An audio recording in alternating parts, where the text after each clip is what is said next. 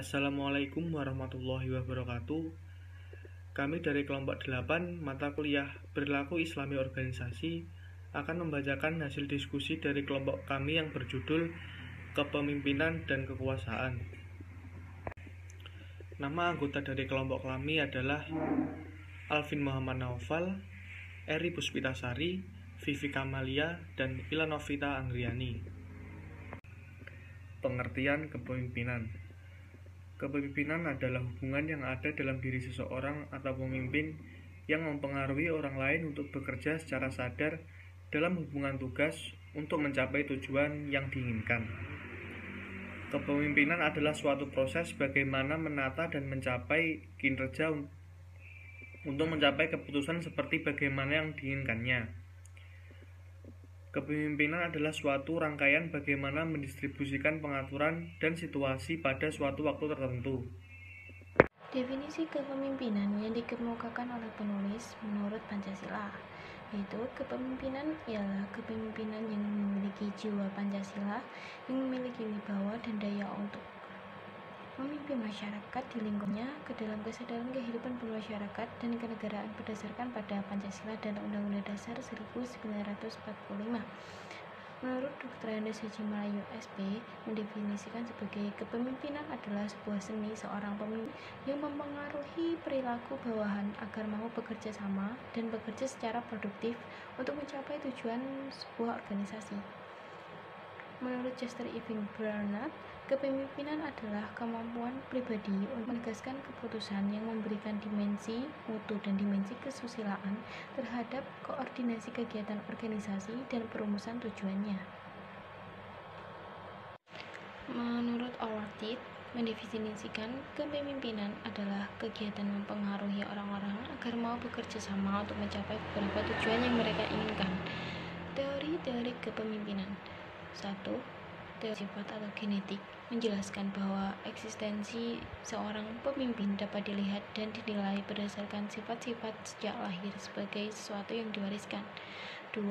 Teori perilaku, yaitu menjelaskan apa yang dilakukan oleh seorang pemimpin yang efektif, bagaimana mereka mendelegasikan tugas, berkomunikasi, dan memotivasi bawahannya. Teori lingkungan beranggapan bahwa munculnya pemimpin-pemimpin itu merupakan hasil dari suatu waktu, tempat, dan keadaan. 4. Yaitu teori transformasi, didasari oleh hasil penelitian mengenai adanya perilaku kepemimpinan. Nomor 5 yaitu teori neokarismatik, menekankan simbolisme, daya tarik, emosional, dan komitmen pengikut yang luar biasa. Nomor 6 yaitu teori kepemimpinan karismatik, yang mengemukakan bahwa para pengikut membuat atribut dari kemampuan kepemimpinan yang heroik bila mereka mengamati perilaku-perilaku tertentu dari pemimpinnya. Nomor 7 yaitu teori implisit, keyakinan dan asumsi tentang karakteristik dan pemimpin yang efektif. Kepemimpinan transparansi. Dalam realitas kehidupan, setiap organisasi, baik pemerintah maupun swasta, transparansi seakan hanya merupakan slogan untuk mendapat dukungan publik. Namun, di balik semua itu, transparansi sebenarnya hanya merupakan aksesoris atau penunjang program sebagai pendukung untuk menarik minat publik itu sendiri. Sementara tradisi kritis dan mekanisme kontrol semakin tabu karena kekhawatiran tudingan tidak royal terhadap atasan. Sehingga tidak heran banyak para aparatur yang terjebak dalam kubangan lumpur kemunafikan birokrasi. Rekonstruksi kepemimpinan transparansi. Kepemimpinan transparansi adalah suatu gaya kepemimpinan yang transparan, terbuka dalam segala bentuk kegiatan, yaitu adanya timbal balik antara seorang pemimpin pemerintah dengan anggota masyarakat, sehingga menciptakan pengelolaan yang baik. Prinsip-prinsip kepemimpinan transparansi sebagai berikut. 1. Prinsip komunikatif, adanya komunikasi saling berhubungan. 2. Prinsip konsistensi, adanya kegiatan secara terus-menerus dengan tekun dan benar tanpa keluar dari jalur batasan yang ditentukan. 3. Prinsip kohesivitas, adanya saling ketergantungan antara pemimpin dan bawahannya atau dengan publik untuk mencapai tujuan. 4. Prinsip partisipatif. Adanya partisipasi antara pemimpin, aparat, dan publik yang merasa peduli. Pengertian kekuasaan.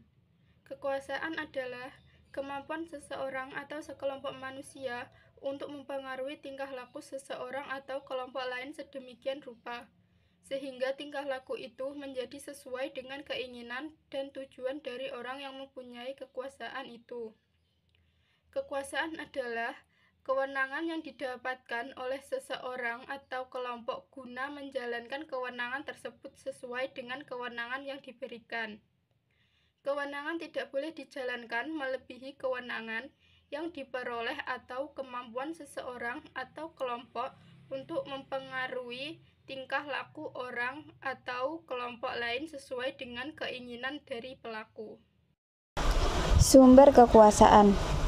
Friend dan Raven membaginya atas 5 sumber kekuasaan, yakni kekuasaan paksaan atau coercive power, kekuasaan keahlian atau expert power, kekuasaan legitimasi atau legitimate